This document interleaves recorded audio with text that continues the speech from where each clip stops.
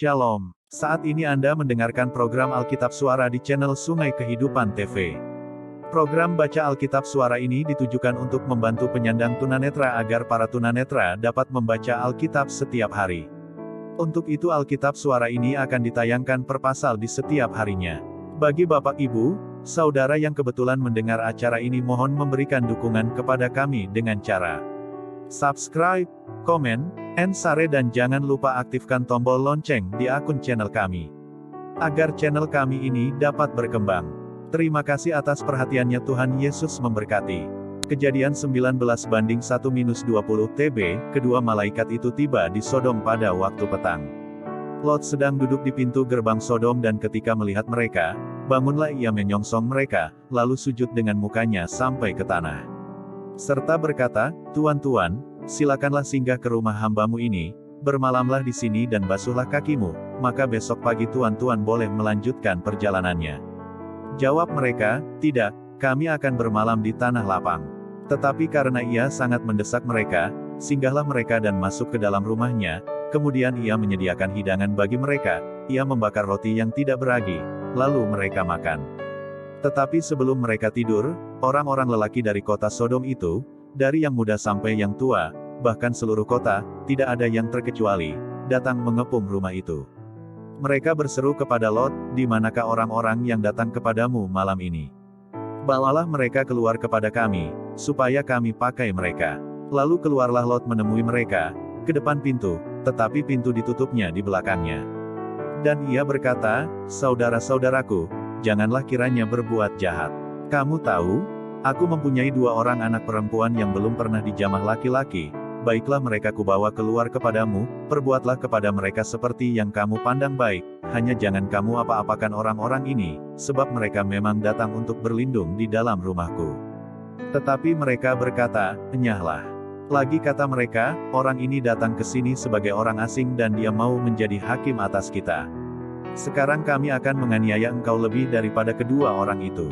Lalu mereka mendesak orang itu, yaitu Lot, dengan keras, dan mereka mendekat untuk mendobrak pintu.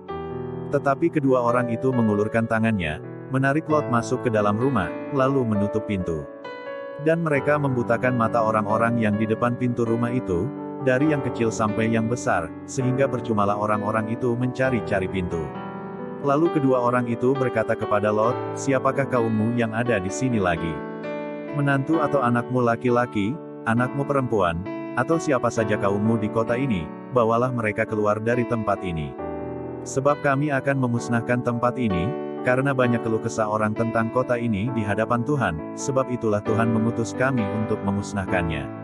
Keluarlah Lot, lalu berbicara dengan kedua bakal menantunya, yang akan kawin dengan kedua anaknya perempuan, katanya, "Bangunlah, keluarlah dari tempat ini, sebab Tuhan akan memusnahkan kota ini."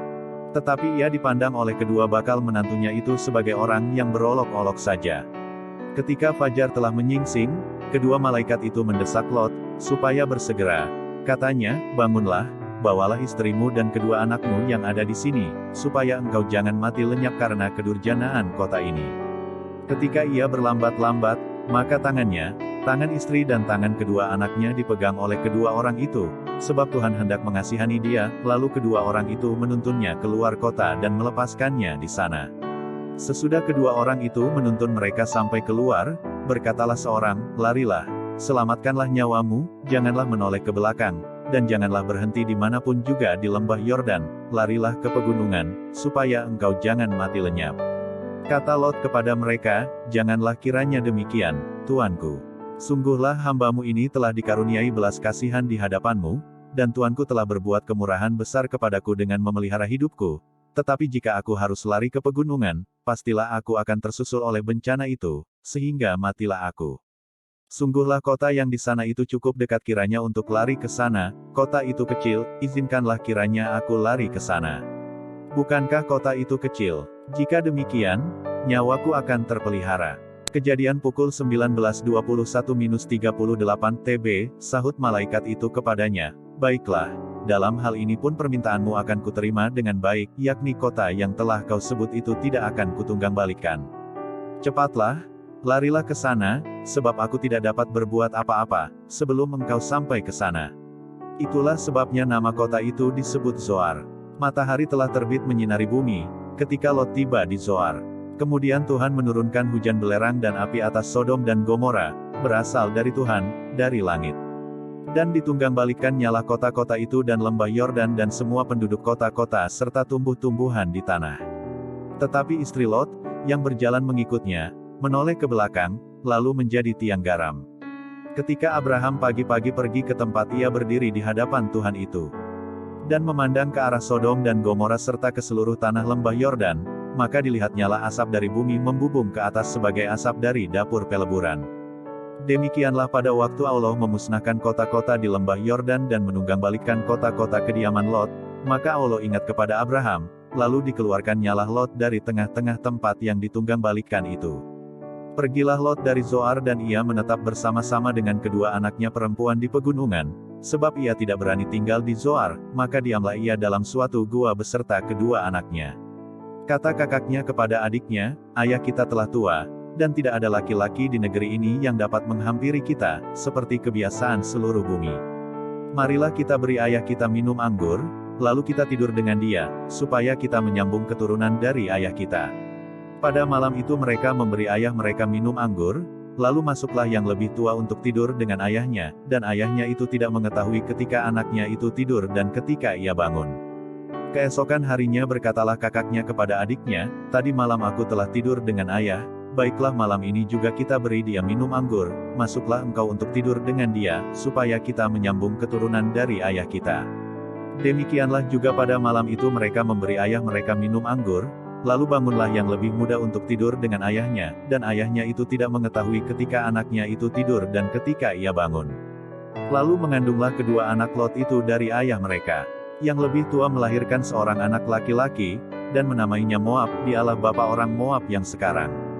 Yang lebih muda pun melahirkan seorang anak laki-laki, dan menamainya Ben-Ami, dialah bapa Bani Amon yang sekarang. Kejadian 20:1-18 TB, lalu Abraham berangkat dari situ ke tanah Negeb dan ia menetap antara Kades dan Syur. Ia tinggal di Gerar sebagai orang asing. Oleh karena Abraham telah mengatakan tentang Sarah, istrinya, "Dia saudaraku," maka Abimelekh, raja Gerar, menyuruh mengambil Sarah.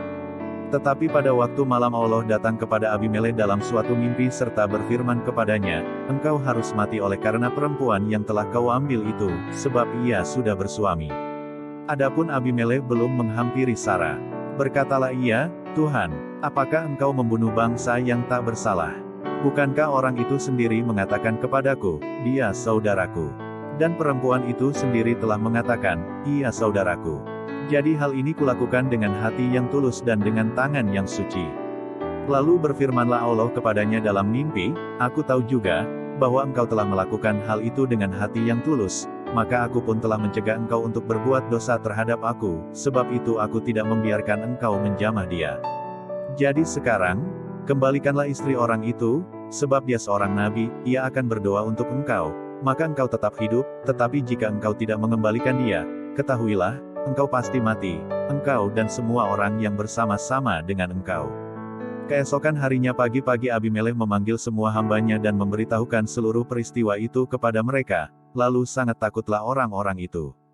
Kemudian Abimelekh memanggil Abraham dan berkata kepadanya, "Perbuatan apakah yang kau lakukan ini terhadap kami, dan kesalahan apakah yang kulakukan terhadap engkau, sehingga engkau mendatangkan dosa besar atas diriku dan kerajaanku?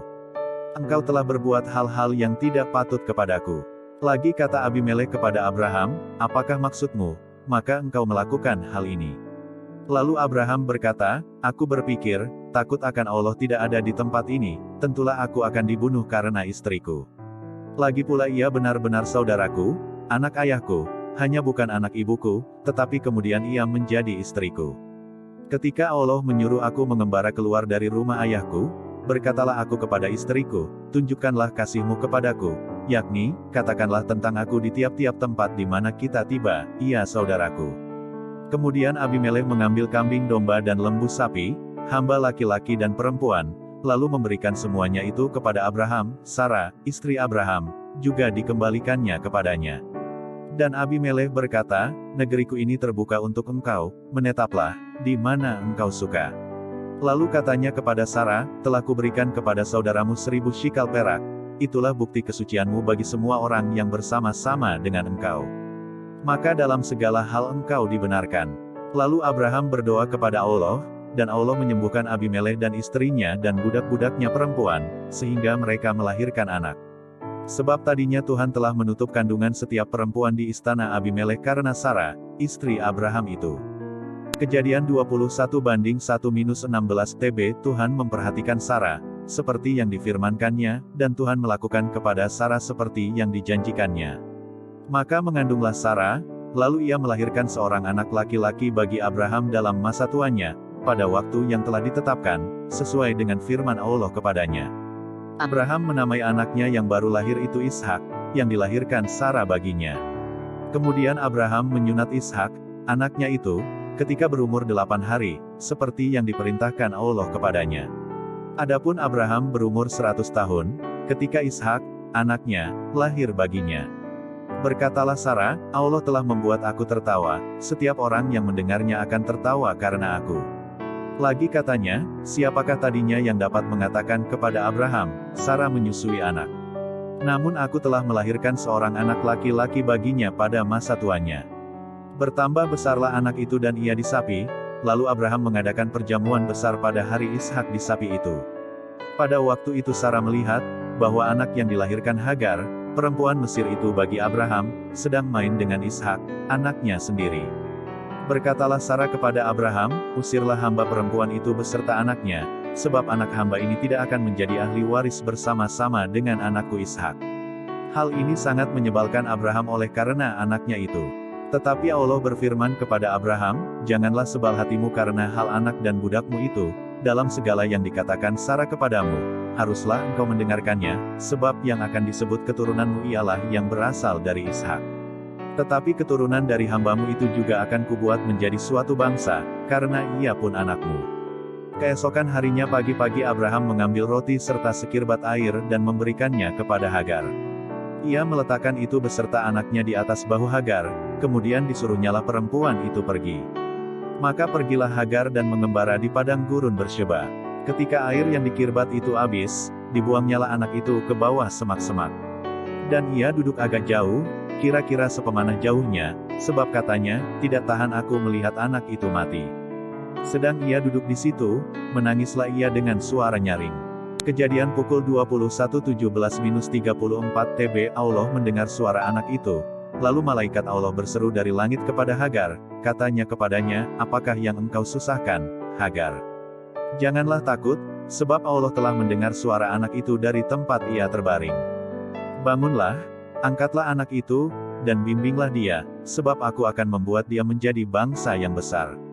Lalu Allah membuka mata Hagar, sehingga ia melihat sebuah sumur, ia pergi mengisi kirbatnya dengan air, kemudian diberinya anak itu minum. Allah menyertai anak itu, sehingga ia bertambah besar, ia menetap di padang gurun dan menjadi seorang pemanah. Maka tinggallah ia di padang gurun Paran, dan ibunya mengambil seorang istri baginya dari tanah Mesir. Pada waktu itu Abimelekh, beserta Pihol, panglima tentaranya, berkata kepada Abraham, Allah menyertai engkau dalam segala sesuatu yang engkau lakukan. Oleh sebab itu, bersumpahlah kepadaku di sini demi Allah, bahwa engkau tidak akan berlaku curang kepadaku, atau kepada anak-anakku, atau kepada cucu cicitku, sesuai dengan persahabatan yang kulakukan kepadamu, demikianlah harus engkau berlaku kepadaku dan kepada negeri yang kau tinggali sebagai orang asing. Lalu kata Abraham, aku bersumpah. Tetapi Abraham menyesali Abimelekh tentang sebuah sumur yang telah dirampas oleh hamba-hamba Abimelekh. Jawab Abimelekh, aku tidak tahu, siapa yang melakukan hal itu, lagi tidak kau beritahukan kepadaku, dan sampai hari ini belum pula ku dengar. Lalu Abraham mengambil domba dan lembu dan memberikan semuanya itu kepada Abimelekh, kemudian kedua orang itu mengadakan perjanjian. Tetapi Abraham memisahkan 7 anak domba betina dari domba-domba itu. Lalu kata Abimelekh kepada Abraham, untuk apakah ke-7 anak domba yang kau pisahkan ini? Jawabnya, ke-7 anak domba ini harus kau terima dari tanganku untuk menjadi tanda bukti bagiku, bahwa akulah yang menggali sumur ini. Sebab itu orang menyebutkan tempat itu Bersyeba, karena kedua orang itu telah bersumpah di sana. Setelah mereka mengadakan perjanjian di Bersyeba, pulanglah Abimelekh beserta Pihol, panglima tentaranya, ke negeri orang Filistin. Lalu Abraham menanam sebatang pohon tamariska di Bersheba, dan memanggil di sana nama Tuhan, Allah yang kekal. Dan masih lama Abraham tinggal sebagai orang asing di negeri orang Filistin. Demikian bacaan Alkitab kita hari ini. Tetap semangat, dan sampai jumpa esok hari di acara dan channel yang sama. Terima kasih. Tuhan Yesus memberkati.